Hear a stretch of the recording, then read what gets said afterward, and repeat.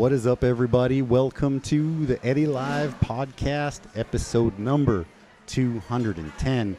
I'm here with Alex. How you doing, brother? Hey, hello guys. My name is Alex. Yeah, I'm happy to be here. Thanks for inviting me, and hopefully it's gonna be some interesting topics and interesting talks to everyone who watches this. For sure. Thanks, man. You're a customer, right? You've been here a few times, right? Yeah. Noticed you a few times, yeah. So I asked you earlier, but maybe you can also one more time say how you found the restaurant. Yeah, because usually I like Mexican food. Okay. I really enjoy it, and then I was trying to find what are the places here in Taipei about good Mexican food, and then I asked my friend, and they recommended me this place. Okay. And originally, I came here, and then I tried it, and was like, wow, it's actually really good. Awesome. So. Thanks, man. So you were asking earlier. So yeah, I was born in Canada, but my parents are from Mexico. So that's how, most of the recipes come from mom. And every time I go home, I get to learn more stuff. So I just came back from Canada, and I will add some more stuff to the menu very soon. And when I go back to Canada, I get fat. So yeah, I'm slowly kind of getting back. I go back to Canada, and it's like every meal is really big. You wake up and mom's got big breakfast, and it's great. I love it. I don't get to go back very much, but yeah, when I come back, it's like, okay, gotta start the intermittent fasting again and start to get, drop the belly. Yeah, I mean, recently I've been to States, and actually the Mexican food there is actually pretty similar to here. I think it's exactly the same. The portions are pretty big, and the food options, and because actually many restaurants in Taiwan, when you go there, the food options they have there is kind of limited. Usually it's just nachos, burritos, and tacos. But here is like chimichangas and all other stuff. So I think it's pretty good. Thanks, man. I appreciate it. So yeah, most of the recipes come from my mom, and we've been doing it for about 16 years. Yeah. We try to, we also started with a smaller menu, and slowly we grew it. And actually so most of the restaurants we had before, we had a stand and then a small one in Danshui, then a medium one sort of in Tianmu. We started as a really colorful, really Mexican hole-in-the-wall style place, which is pretty good, but I think Taiwanese people, they don't really know what that is, and they kind of go in and they're like, what is this weird ethnic place?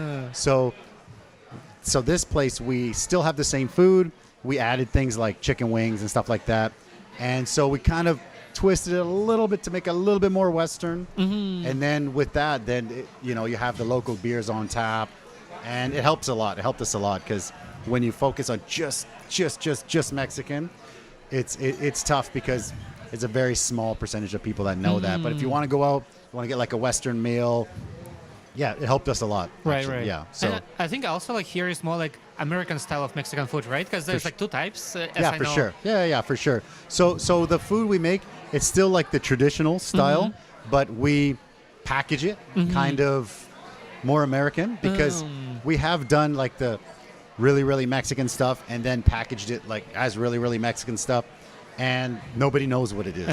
You know what it is? So I think the U.S. is really good at marketing stuff like that, and so there's dishes that people have never heard about Mexican food, but they mochiga jianbing, they know that. So we try to kind of cover as much as we can. Definitely. I have some friends that have straight Mexican restaurants here that are also really good, and they're also pretty authentic.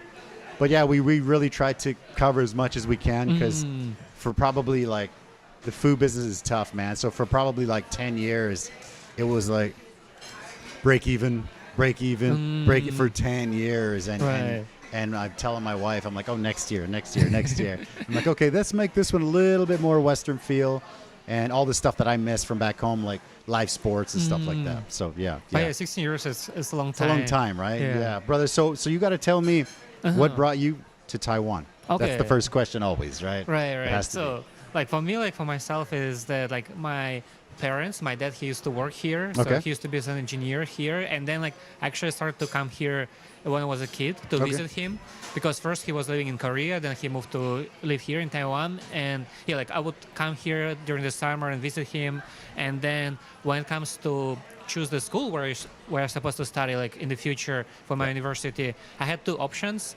to study IT like back home or study international business here. Okay. And I thought like it's more interesting to go to another country. For sure. And when I came here a few times before, I actually like it. So I thought, okay, I just come here and study for international business. Okay. So that was kind of like the beginning. Why did I come here to Taiwan? Okay, beautiful. So you're saying from back home is, Like in is Russia. Okay, Yeah. okay. So do you get to go back to visit much? Is your dad here still, or is he back there? Oh, okay. So like at the time it was Long time. like this. So like when I came here first, my dad and my mom, they live Yep. here, and me and Okay. my sister, we live in Russia. Oh, okay. And then like when I came here for university, my mom, she went back to stay with my sister. Oh, And- okay. and Gotcha. then like a few years later, Like trade places. Yeah. Okay. And then like a few years later, my dad, he go back. Okay. Because their company, they got bankrupt. So like some Okay, stuff. gotcha. So Okay. he go back to Russia. And then another few years later, my sister came here. And then a few years later, then my parents, they came here. Oh, So, beautiful. so it was like always Okay. like this thing, but now like all. It's like a musical chairs, right? You just Yeah. keep changing and changing. Oh, that's cool. But now like four of us, Four of you people guys are here. Here, yeah. Okay, all in Taipei or Right. in So- Neihu or where? First, my parents, they were in Ilan when they came back here, but then like now they live in Taipei. Okay. We live in 3 different places. I live in Neihu. My sister, she lives in Banqiao. Okay. And they live in Zhongshan. Okay, But okay. all pretty close. But that's Taiwan's so especially compared to Russia. Yeah. Taiwan is so small, right? Yeah. So I went back home to visit, and my sister lives on Vancouver Island, right? And it's oh. almost the same size as Taiwan. So it was pretty cool to go back and visit and see similar island kind of lifestyle, but a little bit different.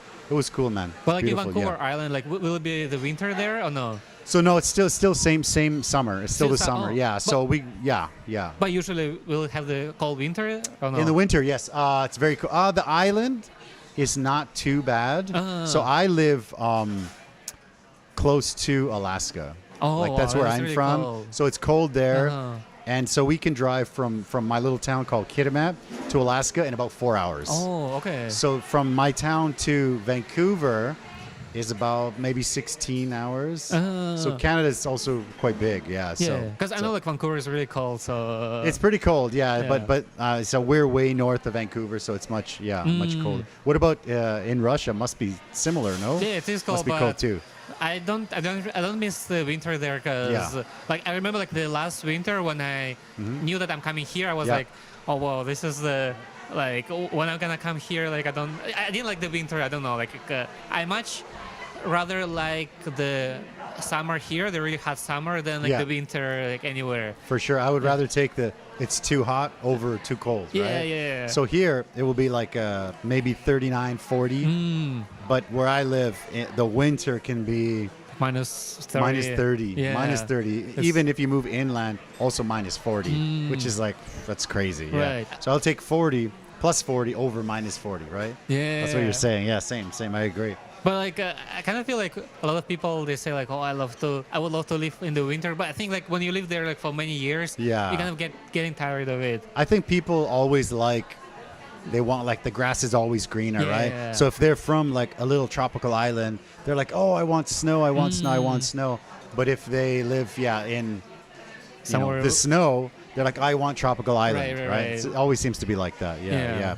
So you're working, right? Do you have you're a digital marketer, right? Right. You've been doing that for a while in Taiwan? I mean, like actually, I started like when I was I think like 14 years old. Oh, beautiful. Tell me about that. so, Tell me about like- how you started. Okay, so like the story how I started is that I got my first job like when I was like 12 years old. Like I Okay. just kind of like want to make money, right? Yeah, So, of course. But then like that kind of was like a really hard job that I think it was like a huge truck with watermelons, so you would need to go there like take those watermelons out, and you will get Yes. like.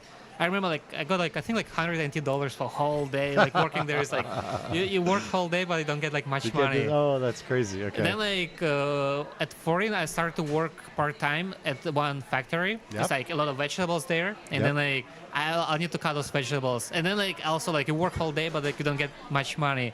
And then my dad had a scooter, and then he got an accident, so he Oh. crashed the scooter, and we tried to sell it out, but then we couldn't sell it. And then I think we tried for 2 months, 3 months, it didn't work. And then like I decided to repair it, and after I actually fixed it, then I could sell it for a much higher price. Oh, great. Okay. So at the time, like I started to get the scooters, I would buy them for cheaper price, the broken scooters, And you fix them and flip them. Yeah. Flip them. Oh, that's cool. So that's how I started to do some stuff, and then like I actually started to sell some stuff online. Like Okay.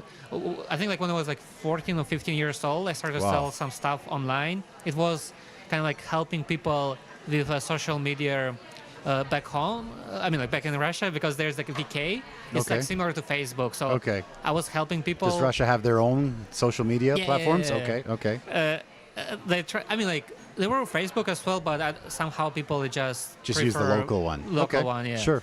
And then I started to help people there. Then like helping them to kind of grow there. I also learned how to grow on social media, and then been doing this like for like several years. And then like when I came here to Taiwan, I also continue with the digital marketing. I do like some internships in the companies and some part-time jobs as well, all doing digital marketing. Okay. So Okay. that's how it started. Like when I was kind of like like pretty young. So that's great. So you kind of grew up with that, right? So it Yeah. sounds like you've always been kind of like doing the entrepreneur stuff like that, right? Like you've always been doing your own thing. You want to make some money, right? Right, Yeah. right. Yeah. But I still work for others. Sure. Of course, and, yeah. For like digital marketing, it's kind of like I knew what I like since a really young age. That's great. So it's also a good thing because I know a lot of people they finish the school, they don't know what they like, and I was kind of lucky to know what I like Okay. at a really young stage. So Okay. I could kind of like learn and develop and get some experience. Okay. So yeah, but now like I still do digital marketing, and once I finished the school, I started to work for the company doing Okay. digital marketing there. So you interned there first? No, that one was like a full-time job. Okay, and then okay. And it was like Taiwanese company. I was the only one foreigner there. Okay. Like only need to speak Chinese. And it was like all for Taiwanese market. So it was pretty cool. And Okay. the good thing is that it was kind of a big company, but they had how to say? I could try to do little different things. Oh, great. So I came there originally to do social media first, but then like I could learn about like how to do design, like Okay. of like product pages, like wow. do e-commerce site, Beautiful. work with influencers, then like do the product shootings, Okay. film some videos, simple one, organize some shootings. So it was kind of a good thing to learn a lot of different things because I only knew how to do social media, but I didn't know how to make photos, how to take videos, Sure. how to edit videos, how to use Photoshop, how to use like some other software. So Okay. it was kind of a good thing that I could learn a lot of things. And yeah, now like I work also like doing digital marketing. Okay. Yeah. Okay. It's almost kind of like going to school, right? Yeah, But for yeah. something you like. Right. Right. I think one of the benefits of a small company is because, for better or worse, they're usually a little bit understaffed. So you get to try like everything, right? Right, You get to, right. like you were saying, you did the videos and the marketing and social, but you did so many things. So I think that's great, man. Yeah, also, Beautiful. especially because like I think like when it's a how to say when someone leaves, Yeah. boss always like who can help, and most of the people they don't want to help. Yeah. And I wanted to learn. I mean, I think like I have nothing to lose, right? Like Yeah, of course. Wow. Yeah, so why not? And especially if I don't have the experience and I fail, then I mean they cannot say anything. What are you going to say? I don't know what I'm doing. I'm just trying to Yeah. help, right? Right. So it That's was beautiful. a good thing to learn, and yeah, like keep doing those things from there on. Yeah. That's great. So from then, so how long have you been then totally in Taiwan? Taiwan almost 10 years. I Okay, think, like, about 10 years. Okay, Yeah. okay. And quickly, let's talk about how did you learn? Because I've heard your videos are great. A lot of them are in Chinese. I think most of them are in Chinese, right? Yeah. Most, right? So how did you learn the Chinese? Okay, so the Chinese was like pretty difficult, I think, at the beginning. Sure, of course, yeah. Like a lot of people, they say like Chinese is the hardest language. Yeah. And I agree, for this. And yeah, like when I came here, I tried to learn Chinese by myself. Yeah. I tried, I think, like for 1 or 2 years, and it didn't work.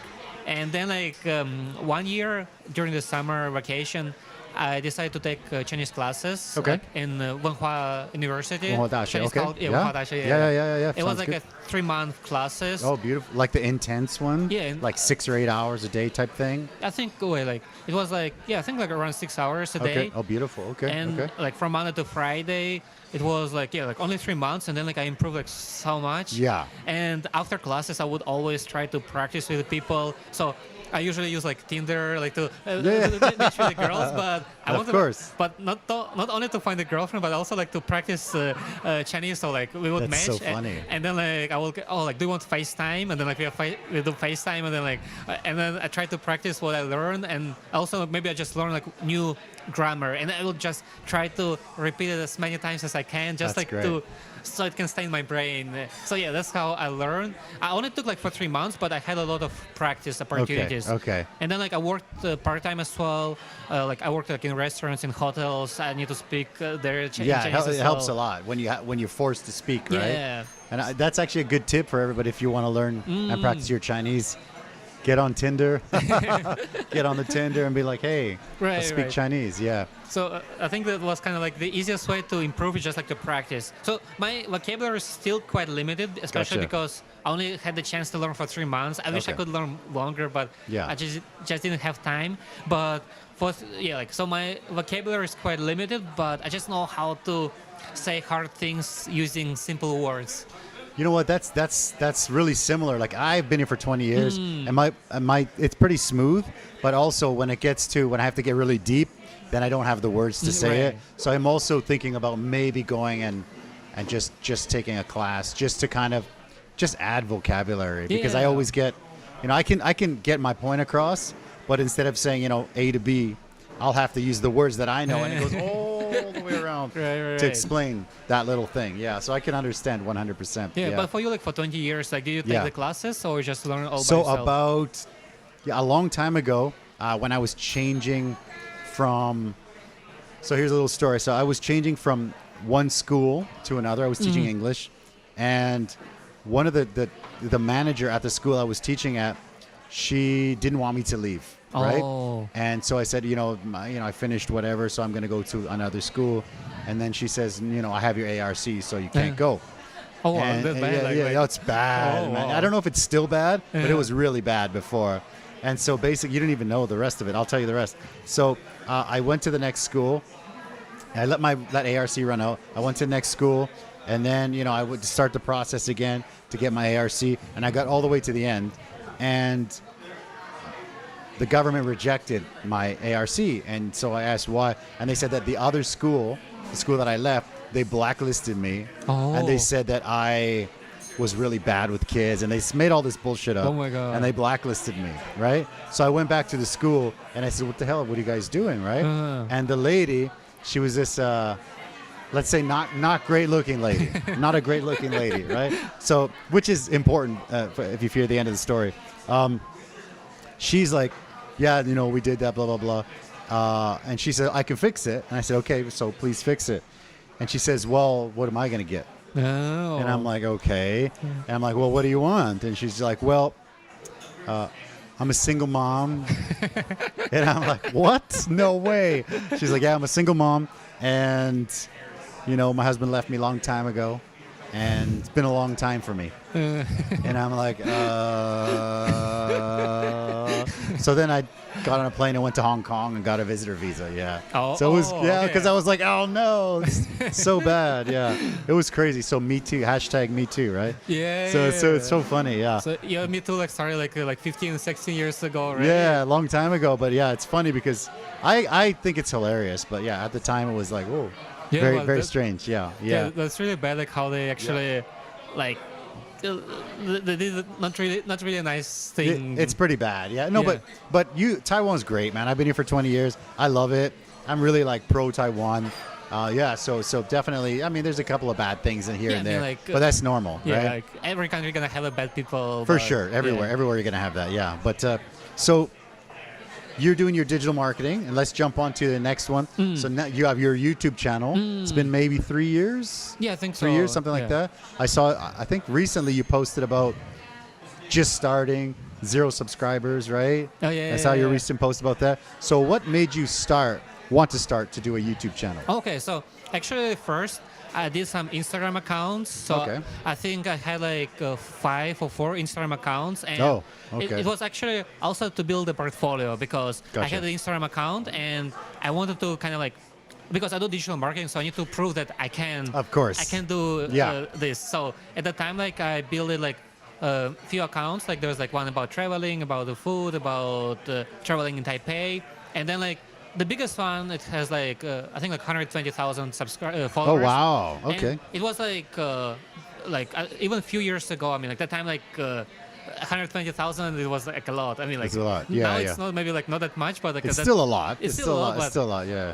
But yeah, like I could build it, and I started to do another account and another account, but I always wanted to do YouTube, but it was kind of hard for me because I didn't know how to start, where to start. Sure. I don't know how to film. I don't know how to edit anything. And actually, my first this YouTube channel, I think it was, 5th or 6th trial of doing YouTube. Really? Actually. Oh wow. So the first time I started to do YouTube channel, it was like maybe I think like probably even like 9 or 8 years ago when I just came here. Okay. It was with my another friend. Okay. It was about like some chemistry tricks also for Taiwan. Okay. We filmed like I think 5 videos. So at the time it was like I like use my camera, film, like I edit, like my friend just need to show up because I felt like pretty shy on the camera. I mean, like even now like I still feel shy. No, okay, gotcha, yeah. So, but like I kind of I needed someone like to be with me so it will be more comfortable. And his Chinese was like much better than mine. So he will be kind of like the main. You did it in Chinese. Yeah. Okay. Because at the time, like I don't speak Chinese much, maybe some simple words. So, but his Chinese was like super good. Okay. And then like we filmed like 5 videos or 4 videos. I edited them, but then like he started, no, I cannot do this anymore because we need to spend money, and we are students at the time. But we don't have to spend much money. It's like maybe like $200, $300. But for students, it's still a lot. It's still a lot. Yeah. So it was my first trial doing YouTube channel. It didn't work. Then like another few years later, there was another YouTube channel we tried to make with my ex-girlfriend. So, so we kind of like filmed the video. I edited the video. It was kind of like about couples, like some pranks. Those are popular. Yeah, the couple videos. Yeah. So I edited the first video. And then we break up, so. Of course, I was going to say, that's a tough one, yeah. So we didn't have to say. You see, like 2 channels, even before we start to upload, like only filming and editing, like even didn't start to publish yet, but it all kind of like stopped there. Then a third one was with a few of my friends. Yep. Again, we filmed. At that time, like it was that some of my friends, we kind of like split who gonna do what, someone gonna be responsible for video ideas and filming. Someone gonna be responsible for video editing. So we film, I think, first video, and then the person who's supposed to edit never edits it. And then like I said, okay, it's okay, let me edit it. Like I can do it. Okay, so no, I will do it. So then it didn't. How to say? He never did it. And there was like another channel.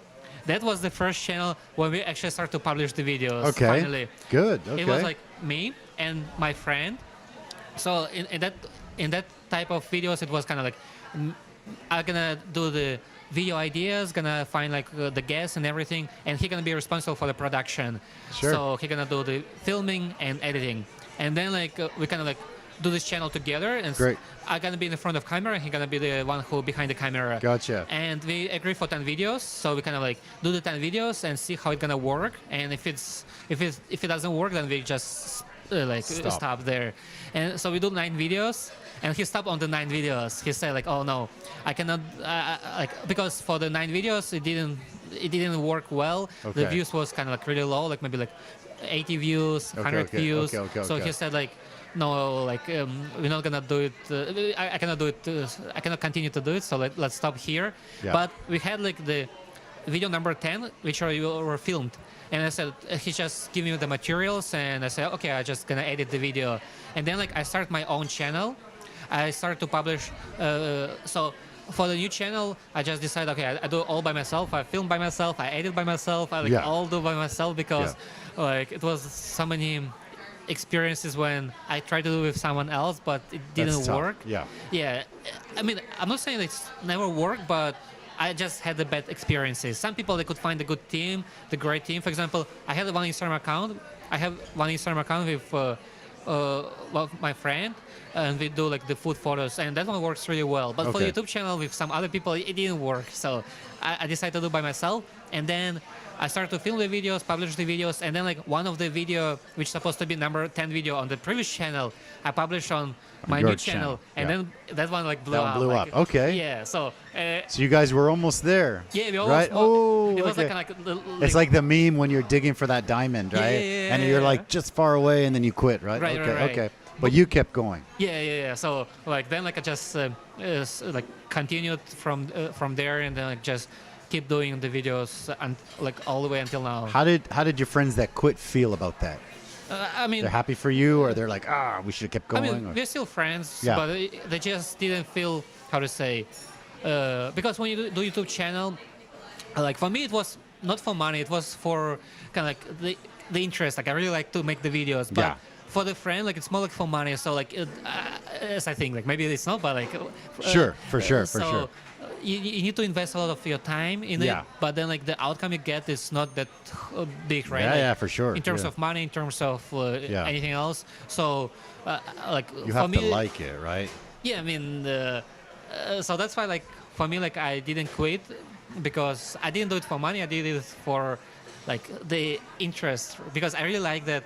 When you have this idea, right? Yeah. And, like you try to make this idea into real life, like you organize Sure. the filming and everything. Like a movie producer, right? Yeah. Like, and then you edit this, then like you publish it, and then when people like to watch it, it's like the feeling is really good. Of course, yeah. So that's how, kind of like how it could motivate me to keep doing it. But yeah, like I still need to spend money on everything. It's Sure, It's kind of like a hobby, but kind of like expensive hobby.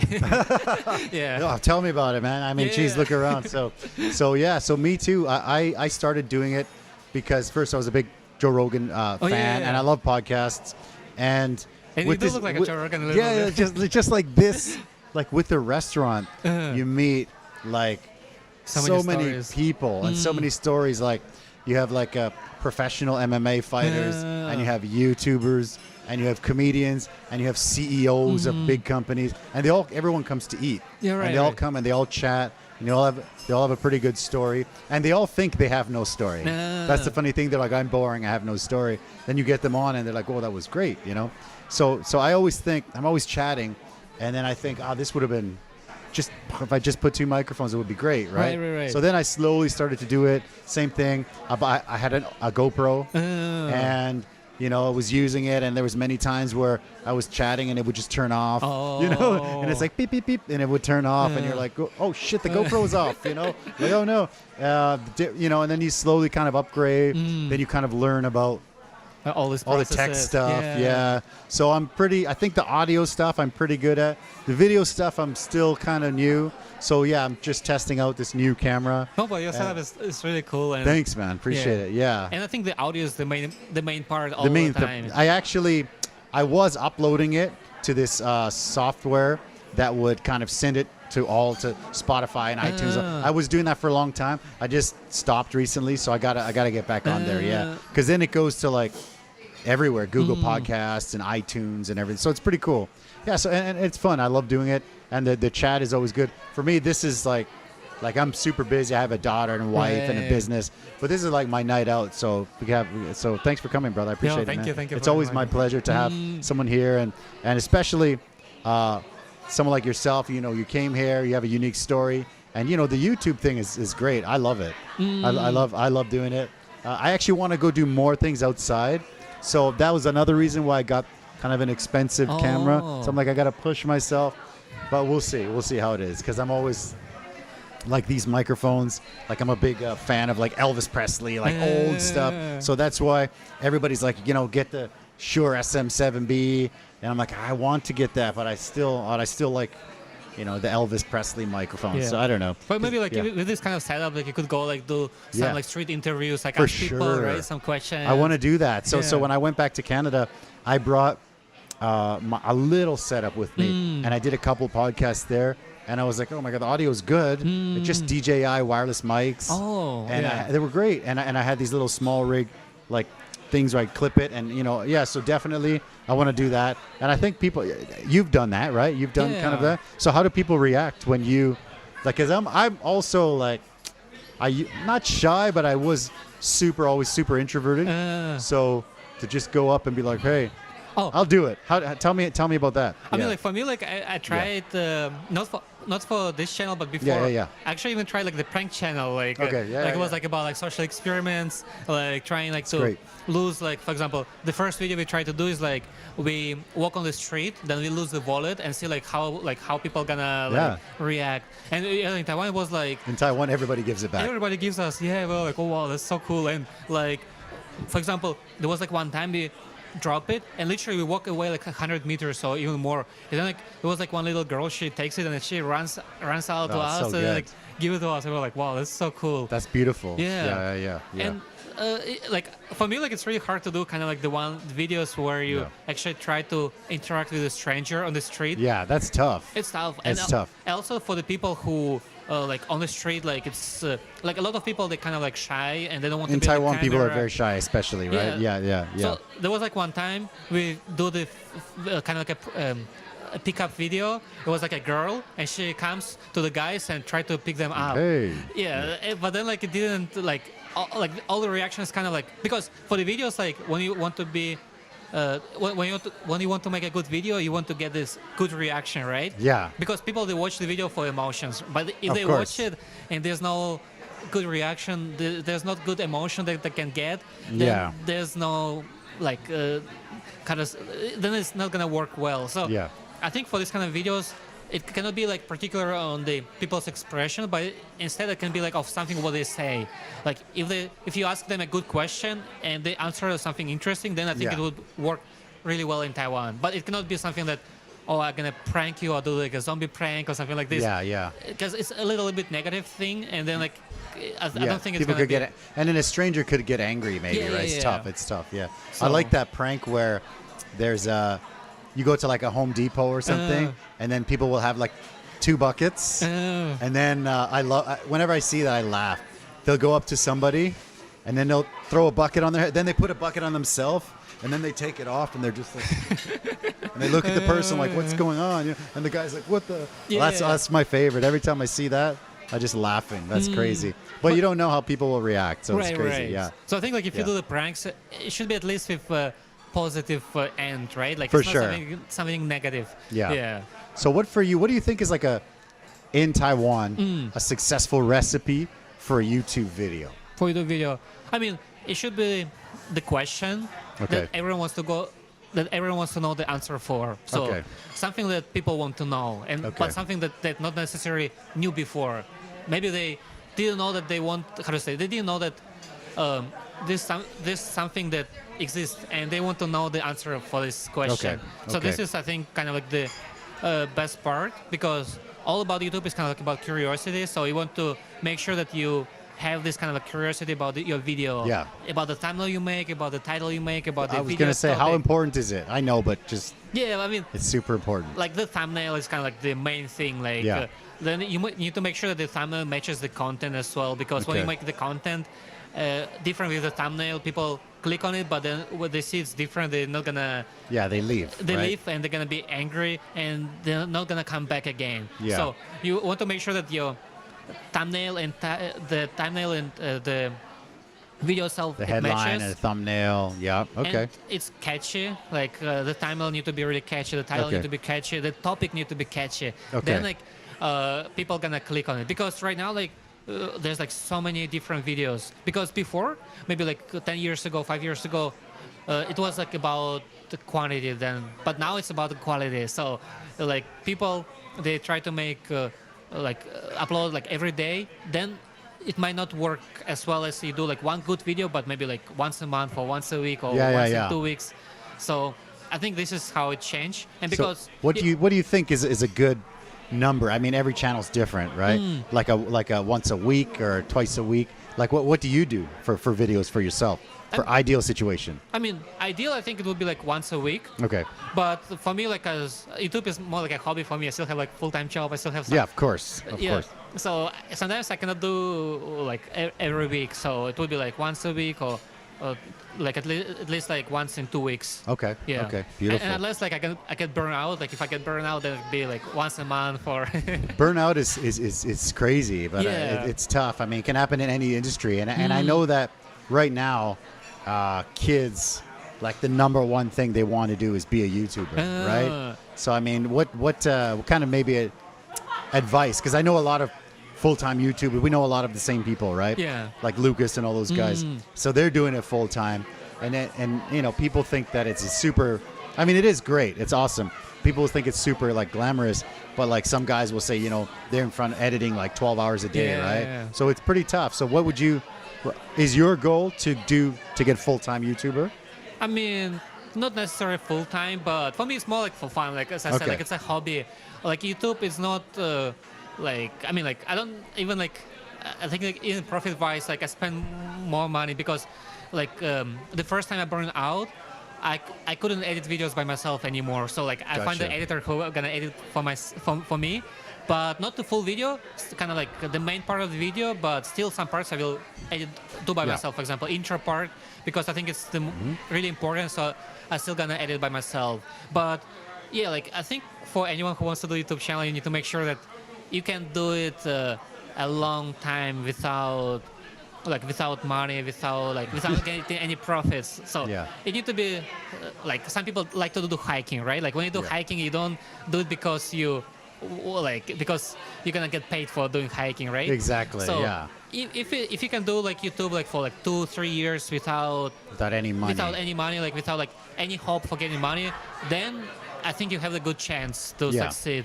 And you can do it like constantly without burning out, without like losing the motivation, because like motivation always gonna drive you to do more videos. But sometimes you might run out of ideas. Like, this also happens to big YouTubers. Sometimes like 2 million subscribers, but the videos they make is same what they used to do like 5 years ago, and people kind of get bored because like people, they always want to watch something new. So you need to make sure you constantly getting some new ideas. You're trying something new and trying to make a good content that people want to watch. And like YouTube is kind of like a Netflix now, like TV right now. For sure, we have Netflix and YouTube.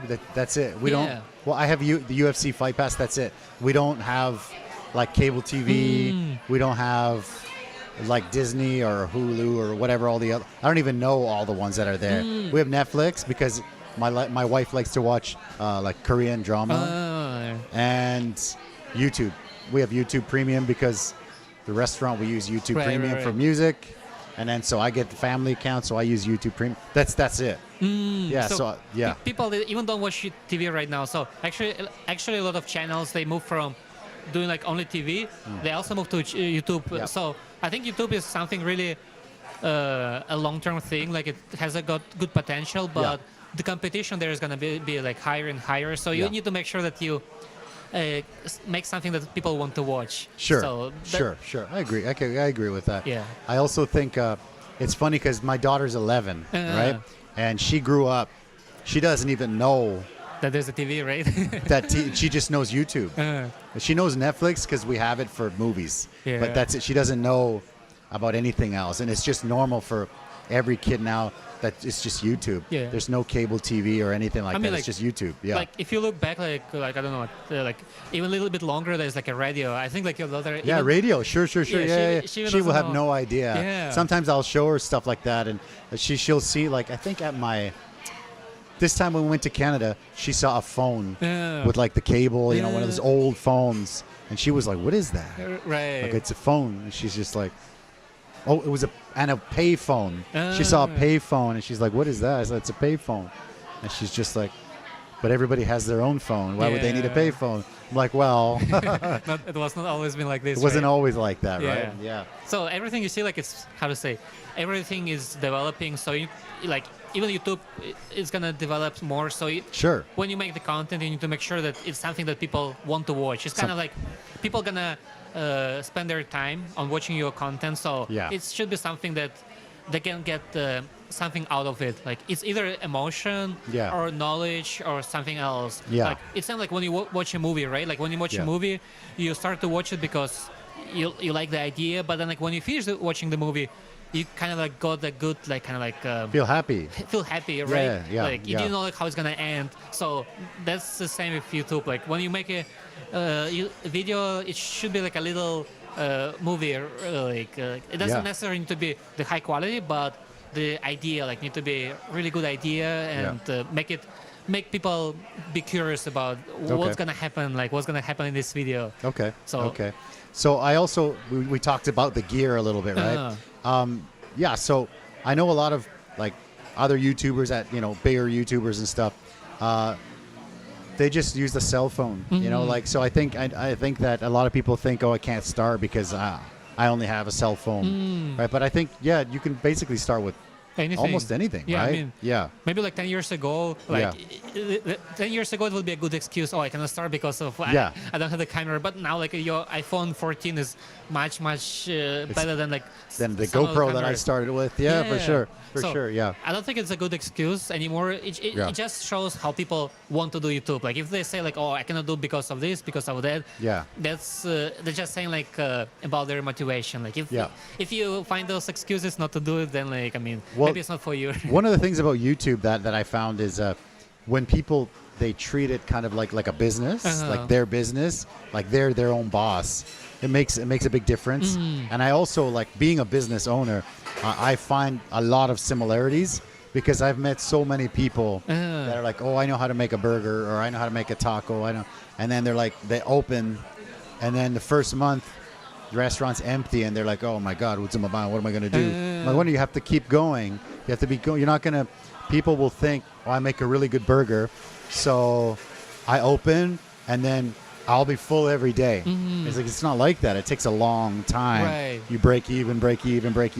Some places, maybe they're very lucky, and then, they're busy from the beginning, but it's really small. It's a really small chance. And I think YouTube is the same. Right? I mean, like, even for the restaurants, like speaking about the restaurants, because a lot of bosses, what they think is that, I make a good food, it tastes good, that's it. Then people need to come. But this kind of like old mentality, because a lot of people who open the restaurant, they are like when they were young, like there was not that many restaurants around, so there were not that many options to go. So if you have a good food, that will be enough. But right now, like there's like so many different restaurants, so many different options. So you need to make sure that your food is not only good for the taste, but also the atmosphere in the restaurant is good. Very important. People come here, they can take photos, share on the social media, because the social media for the restaurant is really big thing. Huge, So when you make a food, you need to make sure it looks kind of presentable. Instagrammable. Instagram, like make sure that it's like someone, when they come here, they can take the photo, maybe like make even promotion, like take our restaurant and get something for free. Sure. It's gonna keep helping the restaurant. But actually, we've done that many times. That helps a lot. And then the email list and events, and I mean you know all that stuff already. So I think. What do you think about Taiwan's like small businesses knowledge about social media and digital marketing? I think it's pretty. It was quite limited, especially like 2 years ago, 3 years ago, because I had I've been doing like a food blog, so like a lot of restaurants, they would invite me like to take some photos of the food, and then like when they do this, they actually, like a lot of other restaurants, they don't even know that there's food bloggers. You need to invite them like to take the photos of the food. That because let's say maybe 7 years ago, when people look for the food, they would look for the blog articles, but now it's all on Instagram. So you need to make sure that when people know about your restaurant, it's also from the Instagram. It's not only about the Google or websites. So you need to make sure that your restaurant is quite popular on social platforms, and maybe you open your new restaurant, and it's just invite some people to take photos and share it on the Instagram, because the way it works is that when people share the food to their friend, they're gonna click on your location and see that there's one photo on there or two photos, no one shared the food, so they think, it's not a popular place. Must not be good. I'm not the one to go here, because right now, if you're restaurant is popular on social media, it's same as like when you go outside and see there's a long queue. You know, it's kind of like similar feeling. Like if they see that so many people share about this food, like then like it means it must be good. So I gonna go there. So I think this is something that a lot of people who own the restaurant, they need to take into consideration. Like make a good food, like taste good, look good. Make your restaurant good for the taking photos. So people they can come here. Make a good lighting. For example, some people they have like really the bright white fluorescent lights, you know, and then everything looks bad in that, and the walls are white, right, and it's like, oof, what is that? Make sure that like when they come here, they can take the photo here. They can have some memory about your restaurant. So then like there's a higher chance that they're gonna come again here, especially if your restaurant is not kind of like everyday place, because there's like few different types of restaurants, like the one like you're gonna go every day, maybe like lunch boxes or those kind of types of restaurant. Another one is kind of like a little bit more expensive, so people comes every week, maybe once a week. And another one like super expensive one, fine dining. So you need to see like what type of restaurant you have now. Like if it's like everyday type of restaurant, it's not necessary to have like this kind of like social media presence, because those kind of restaurants usually they are quite popular at this location. So you need to make sure that all the neighborhood know about the place. But if you are like middle class or like the fine dining, like you need to make sure you're popular on social media, on internet. I had some friends that really good chefs, really good guys, and really good food. Like sometimes I will talk to them and when I have some questions, because they're like super chefs. But they're also like, they don't put any time on social stuff, and I have to push them a lot. And then it's crazy because some of my friends that are like the best chefs, like better than me, better than like just way better chef, they always go out of business because they're arrogant and they get, I don't know, they get like, maybe that's not the right word, but like there's an ego because their food is good. So they will just think, well, everyone will come and eat it. And it is good. When people come and they do eat it, they like it. But it's also like you have to have a good team, and you have to have the good atmosphere, and you have to have good service, and you have to have good drinks, and you have to have good beers. Like we have there's a couple of really good Indian places down the street. One of them is moving next door, which is great. Because for me, if this whole street is full of good restaurants, it's great for me. Like there was one point where everything was closed except for us. And then people would only come to this area if they want to come here. But if it's full and everybody's busy, that's great, right? Great for me. So yeah, there was these two places up there, really good food. And we had one customer, they come here all the time, but they were coming and they said, we were going to go to that other place because their food is also really good. But their drinks suck, their beer selection sucks. And they're just like, you have the food and the drinks and the atmosphere, and we just thought, well, let's just go there, right? So you really have to make it's like a triangle of, like service and drink and food, and so you try to do it. Yeah, it's tough, but it's doable. Yeah. But the problem there is because a lot of restaurant owners, they're gonna be really focused on making the food. The food, that's it. Yeah. And they don't have time to do like the marketing part. So exactly. That's kind of like the main problem. But that's where you come in, right? Yeah. You can come in and do the digital marketing guy, right? But it's also the tough part is some of them don't think they need it. Right. That's the tough. I think. Yeah. That's the part where I think it's wrong because people will think, oh no, I don't need that. But a long time ago, there's an old English like saying where it would be like location, right? They would always say the three most important things are location. But now the location is the phone. Yeah. Right? So you can be in like a little alley in the middle of nowhere, but if you got a nice Instagram and you got good Facebook and you're responding to your Google and all that stuff, then people come. Right. It's great. Yeah. There was like one time, like I go to one place in Yangmingshan, and like you literally would never find it. It's like super, super far away. Yeah. And then like there's nothing there, but it's full because people they know it, and they know it how like it's not they walk on there and they see like what's that? Let's go in. Yeah. No, it's not. It's like it's on social media. Like they see it from the social media. They saw someone go there. They see that the photos are great. The food looks good, so they're gonna go there and try the food. Yeah. And also a lot of people people, they go to the restaurants not just to eat the food, but also to take the photo there. So it's important to have like a space where, that makes sense. Yeah. Everyone is on social media now. Like everyone wants to share about like, where I go, what I do. I look happy here. I like the food here. So you need to make sure that when they come to your restaurant, there's something that they can share on their social media. That makes sense. Yeah. So then, like it's a free advertising for you, right? For sure. Yeah. Sometimes it's like everyone has the friends. There's like 100 people watch this like a story, and then like 100 people saw about your restaurant. Maybe like at least like 1% want to come. It's already one great.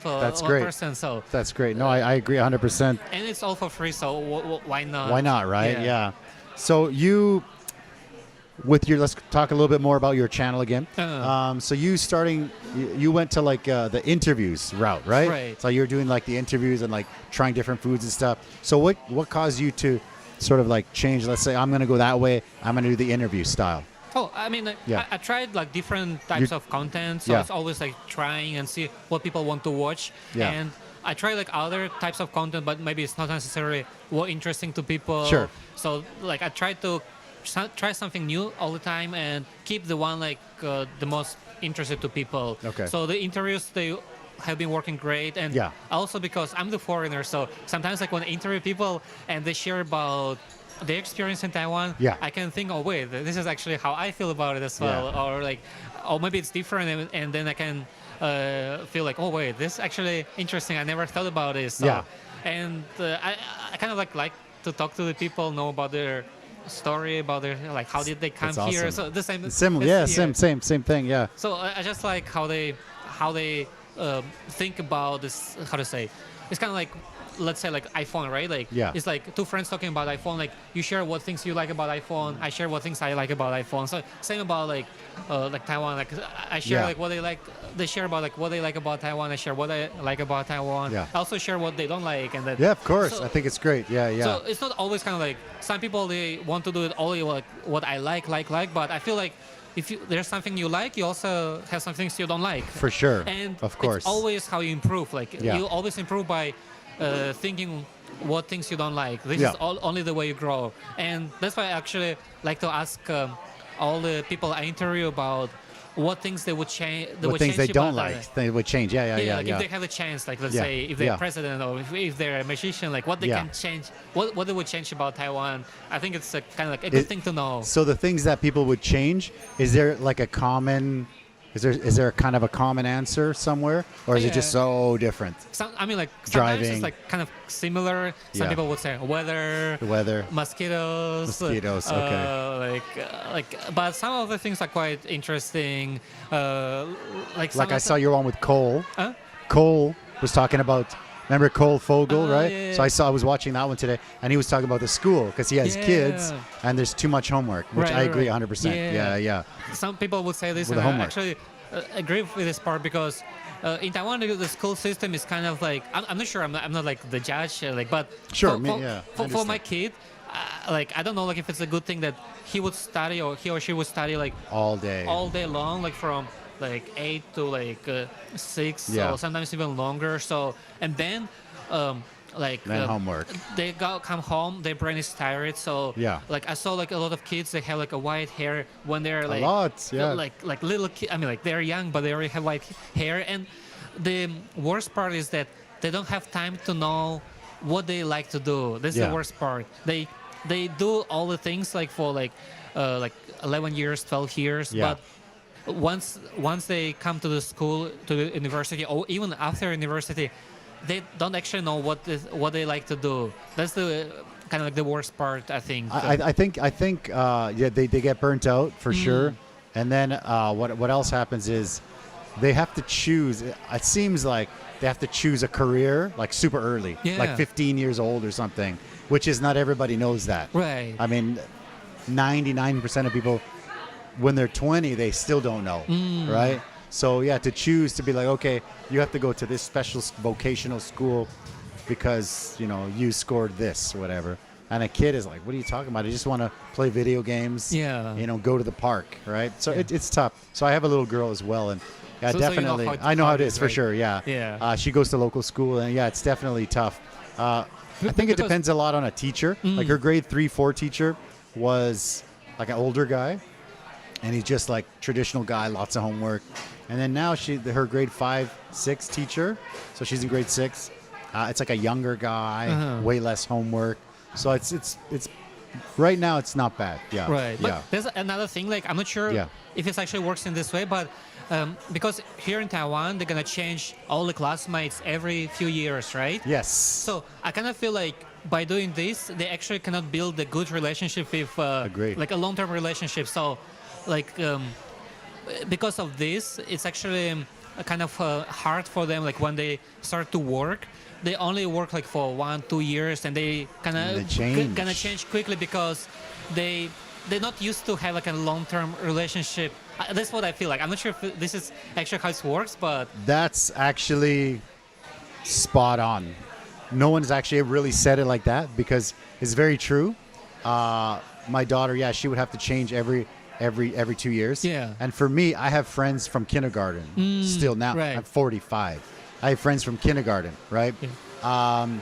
She still has friends for like kindergarten, but now she's going to go to junior high, and then we were talking about which one, and she's just like, well, her friends are all going to be split up. Yeah. So it's tough. Right. And one of the problems is, as an employer, definitely people will work for 6 months, a year, and then they quit. Whereas, like again, I sound like an old man, but when you're raised, it's just like, you do your job, you get your job, and you just kind of work your way up to a high position, get a good salary. Yeah. That's it, right? But it seems to be like people are just bouncing around. Yeah. And especially when you do something like a service business, it's just like bounce. And then you're 40 and you're still, getting, going for your 30 grand or whatever. Right, and it's like, man, come on, you're killing me, right? Yeah, it's tough. That's the part I spotted. So it's kind of like, because they change all the time, so they are really easy to give up on things they didn't work out well. For example, they come to the job, they think, oh wait, this is too tiring, there's too many things. Like let me just switch to another position. Yeah. And I'm not sure if it's good or bad, but this is what I... No, for sure. For me, like, for example, I just had, this one young guy, I won't say his name, so he was working with us. He came in for an interview. We needed people in the summer for the kitchen, and he's like, okay, my dream is to open a food truck, and I want to do that, and I want to learn about some Mexican food, and we're like, okay, come and learn here, and I'll help you open a food truck if you stay here for 3 years or 5 years, right? I'll help you do it. Like you can even use the Eddy's name, and then you can make money right away, right? Because the name is finally something, right? I mean, after 15 years or whatever, and he's like, so everyone's happy. Like 6 weeks, 5 or 6 weeks, he quits, and then he basically tells my wife, when he's picking up his paycheck, I feel like you guys focus too much on cleaning. Well, you have to clean. Right. You cannot have like a filthy kitchen. Yeah. You have to, when you're new, you got to start with dishes, and you got to start, cutting the vegetables. You're not going to come in and start plating and doing the sauces and all the secret, seasoned stuff. Yeah. You have to wash dishes. But he didn't want to do it, so he quit. Yeah. Especially like when you think that you want to open the restaurant, like you need to learn from You have to learn from the bottom. Yeah. Otherwise, like if you don't know, like it need to be clean. Like when you open the restaurant, like your kitchen gonna be dirty all the time, and you even don't know like that. You need to tell your employees. You don't even know, Yeah. So, but it's not like, I don't want to just harp on the young guys. Like I have a guy that I know, a friend of mine, who used to have a burger place. Actually, great burgers, really great burger, one of the best. But he not a great personality, right? Let's just say. So customers were just like, what the hell? This guy's crazy. So, he went out of business. And then, one time I posted for something, we're hiring or something. And he contacts me. He's like, I want to work. And I'm like, what? You want to work here? He's like, because I said, okay, come in, interview. And he said, you guys have been doing for a long time, and I want to learn how to run it properly, because he had the food, but missing something, right? So I said, okay, come in and learn. Great. I was, happy.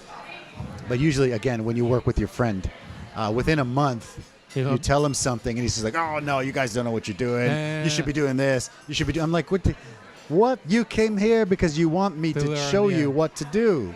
you know, and he's like, oh no, this is not right. You shouldn't do this, and it's to this and to that. And it's like, oh, he's like my age, so not just the young guys, man. It's crazy. Yeah, it's crazy. Like, yeah, it's like people they don't want to learn. They don't like, like it's kind of like if you have the experience and you have something to in your background, then of course you can say this. Sure, but like, of course, yeah. If you have like a successful restaurant, then you can say, oh, you cannot do this. But if you have, if you don't have it, then like it's hard. Yeah, it's like you know. Like I'm doing the podcast, it's good, but it's like me going to tell some like coup or somebody huge, say, "Oh, you should doing it wrong." Yeah. What are you talking about? He's killing it. Why would you? That doesn't make sense. Yeah. Of course, I would never do that. That's ridiculous, right? But especially like he comes to your place. It's not like it's not like you come into his place and you give him some suggestion. But because it's crazy. Yeah, but a couple more quick questions about YouTube. One question I always ask all the big YouTubers here. If you stayed in your country, you stayed in Russia, would you still be doing YouTube?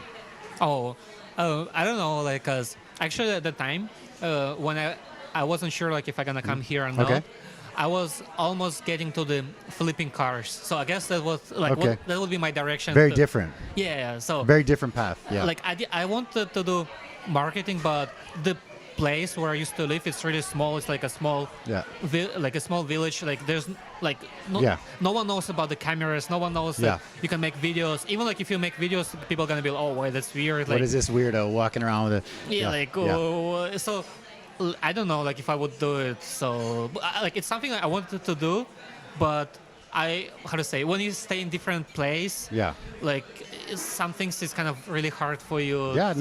To kind of like to like just to try, because you feel like you have it's hard. It's hard. For example, here I have like so many friends who's doing photos, so I could ask them, how to set this camera here, or so. But like there, if you don't have like anyone to ask or anyone to kind of like someone to learn from, I think it's kind of hard.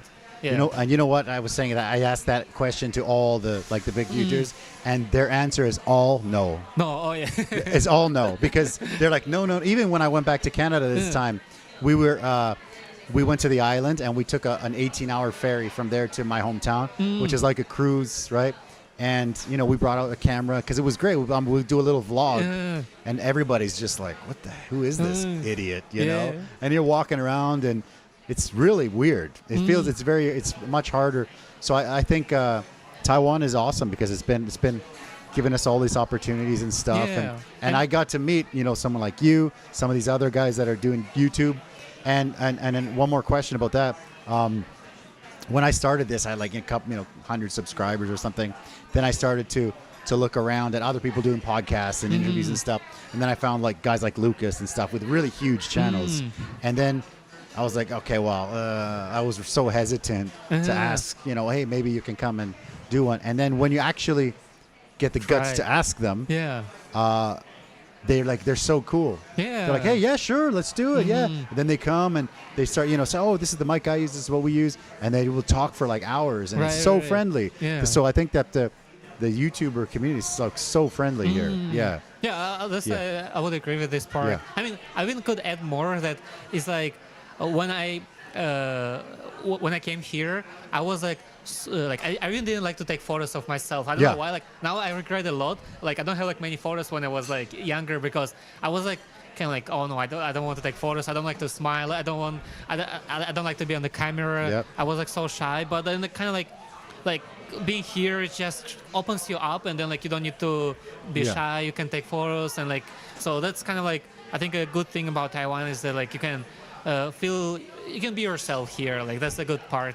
And about like YouTubers, I think people are friendly. They just kind of like what I learned before is that all people are people. Like doesn't matter like how many subscribers they have, how many followers they have. Most of the time they're just like normal people. They go to the restaurants, they eat the same food, like they do the same things. Some people, I would say, especially on TV, I could feel they're more like a little bit arrogant, like a little bit fake. Some of it, right? Some of it fake. For sure. But like I think like in YouTube community, it's more real. That's what I feel. But maybe I'm wrong. No, I agree. That was why I wanted to ask you that, because when I got to meet like Lucas, and then Prazi, and then Alan, life in Taiwan, and everybody's just like so nice, and I thought, oh my gosh, it's almost surprising. Like what's going on? Am I getting punked? What happened here? Because everybody's so friendly, and you thought, wow, okay, cool. And yeah, so I think that's great. I love that. I love that about the community here. I also met some Taiwanese YouTubers, and they said that the Taiwanese ones are also friendly, but not as like, maybe because the foreigners are less. I don't know. Yeah, I mean, because we're kind of like community here. I guess we all know each other. We're all in the same boat, right? Yeah. Like, sometimes like we're all Waiguren. Yeah, all Waiguren. Yeah. So maybe that's one of the reasons. Like, for bigger YouTubers, I mean, I don't know many of them, but some of them like. Okay, I don't know many of them, so I cannot. No, it's good. But I think what's cool is everybody. It's like a circuit, Everybody kind of like everybody's kind of collabing, and it's cool. I always feel like like lucky and happy to collab with somebody. It's just fun. Right. It's really cool, man. I love it, and I'm happy to meet you, man. No. So when I was doing the video here, I was like, I think I've seen a video, but I can't stop this video and be like, hey, what's going on? So it was good. And then my wife's like, yeah. It's the young Russian guy, YouTuber over there. That's him. I was like, oh, great. And then she said, you've come a few times. So I was like, oh, that's even better. Yeah. So that's cool. Yeah, that's good. Yeah. So quickly, what do you think about like Mr. Beast, like the biggest Mr. Beast? What's your opinion on Mr. Beast? I mean, he knows what he's doing. For sure. Yeah, like he's really good. He knows how to make video interesting, because like you see like that's what I was saying before, like he makes the videos that like you're curious about. You don't know the answer, like crazy videos. Yeah, it's kind of like you don't know like what's gonna happen there. Like he shows you like expensive boats, like you never seen them before. Or he gives you the experience you couldn't experience before anywhere else. Yeah. So this is the good part, and also like why it's so hard to copy him, because he's like super big. Like I mean, like like he's actually spent a lot of money, a lot of effort on the production, on the idea and everything. Like so, it's really hard to copy him. And sure. Yeah. But when I see your stuff, I also see like a lot of similarities at the beginning. Like you'll be talking, you're like, hey, this is what's going to happen this video, this is what's going to happen, and let's go. And then boom. Like, so I saw that's great. Yeah, it's very similar because he does that. Yeah. And then he hooks you. He's like a hook. Right. And like, I don't know, 5 seconds, you're hooked. Let's watch a Lamborghini go through a shredder or something. And you're like, okay, let's watch it. The really important part is that like for the intro, like you need to make sure that person is gonna stay and watch your video. Yeah. Like that's really important, and that's why like I spend like the intro part I always do by myself, because I try to ask editor to do it, but like he was not able. So like only for the intro part for 30 seconds, like I would spend like 8 hours, 10 hours, like just to make that intro part. So because you gotta have that hook.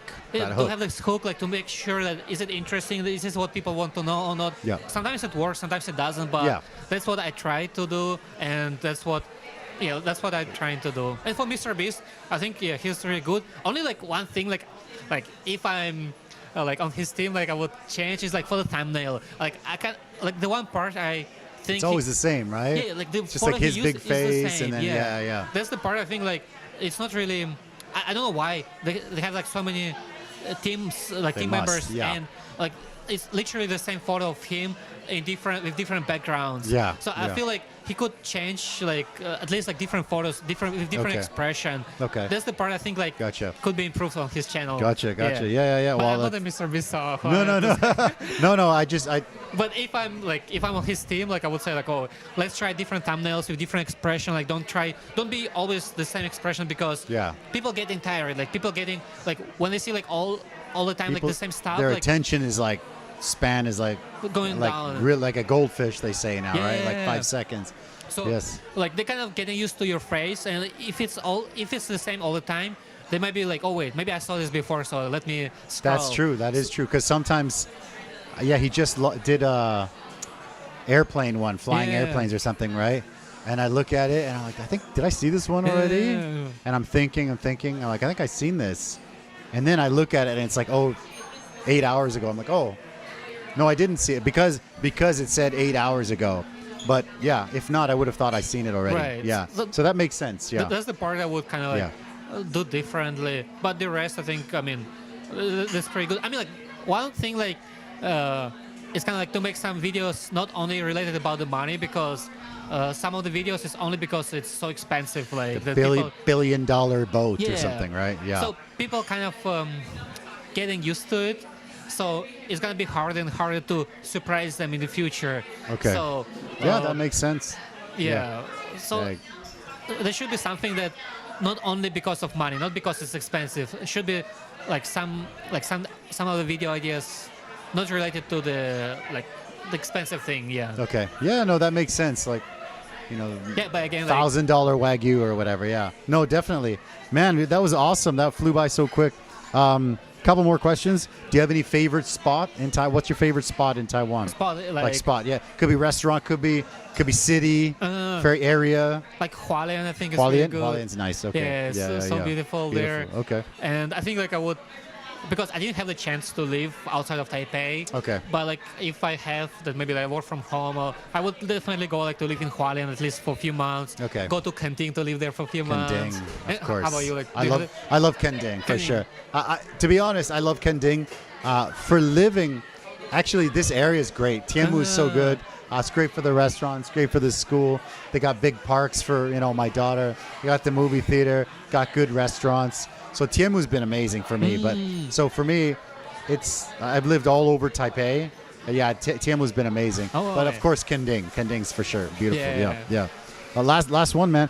Is there anything that you want to, like, if somebody's thinking maybe they want to start a YouTube channel, they're thinking maybe I want to go and I want to do what you're doing. So what kind of advice could you give somebody like that? Yeah, just don't postpone. Like, if you want to do it, just do it today. Don't do it tomorrow. Do it today. Because I remember myself, like there was like so many times I say, okay, maybe I'll do it tomorrow. Then I find out, wait, it's been a year or it's been 2 years. Yeah. And then like you keep saying tomorrow, next time, next month, and like when I have this, when I have that. And the thing is, like, it's never gonna be the perfect time. It's always gonna be something there. Maybe you're busy. Maybe you don't have the good camera. Maybe you don't have the good idea. Always gonna be a good reason why you cannot do it. So if you want to do it, just do it today. Don't do it tomorrow.